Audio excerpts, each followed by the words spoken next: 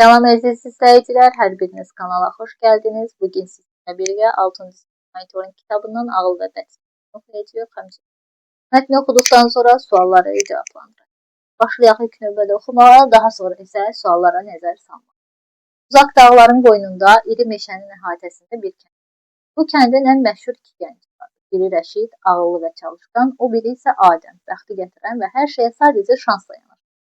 Rəşid kəndin ən müdrik gənci sayılır. O daima hər addımını diqqətlə düşünür, hər işə planlı yanaşardı. Adəm isə fərqli idi. O hər işdə bəxtinə güvənir, hər zaman çox düşünmədən hərəkət edir. Bir gün kəndə xəbər gəldi ki, böyük bir xəzinə xəridir. Xəzinəni tapmaq üçün uzun və çətin bir səyahət etmək lazım. Ağsaqqallar bu xəzinəni tapacaq şəxsə böyük bir mükafat verir.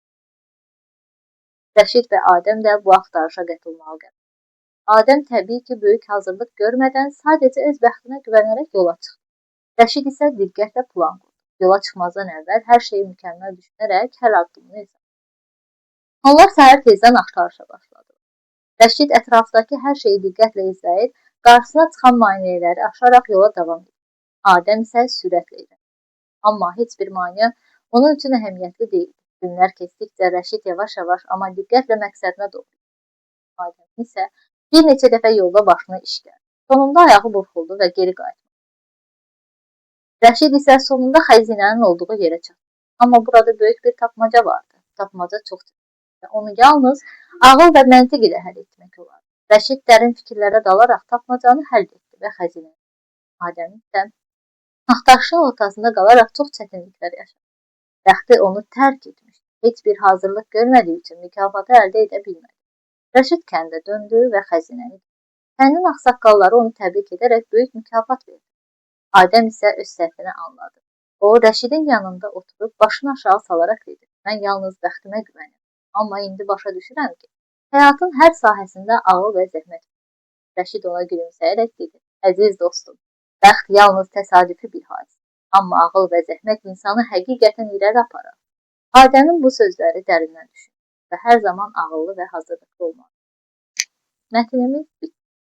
16-cı suala baxırıq. Rəşidin əsas xüsusiyyəti nə idi? Rəşidin əsas xüsusiyyəti çalışqan və ağıllı olması.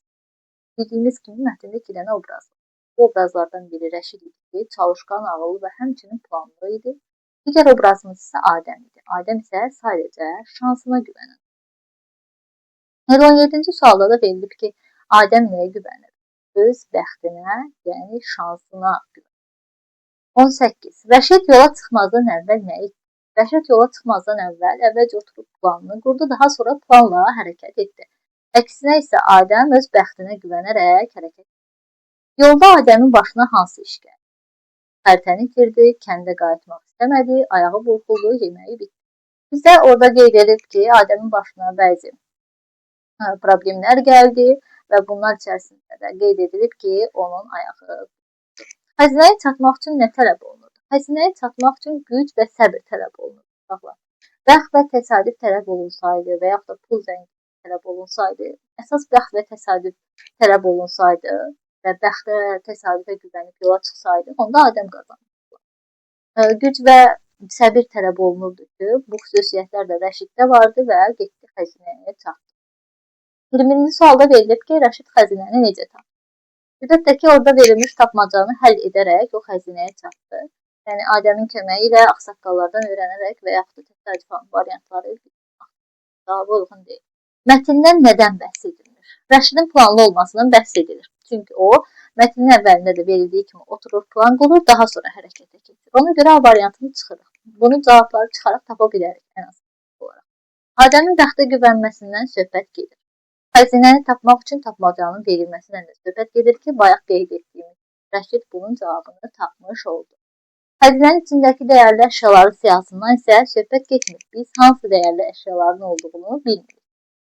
23-cü sualda verilib ki, Adəm mükafatı niyə əldə edə bilmədi? Çünki o heç bir hazırlıq görməmişdi, heç bir plan qurmamışdı və bəxtinə güvənərək yola çıxmışdı, ancaq bəxti onu yarı yolda buraxmışdı. Adəm öz səhvini nə vaxt anladı? Rəşidin xəzinə ilə kəndə qayıtmasından sonra. Orada da qeyd edilib ki, öz səhvini boynuna vurur, alır. Baxın, hissədə verilibdir.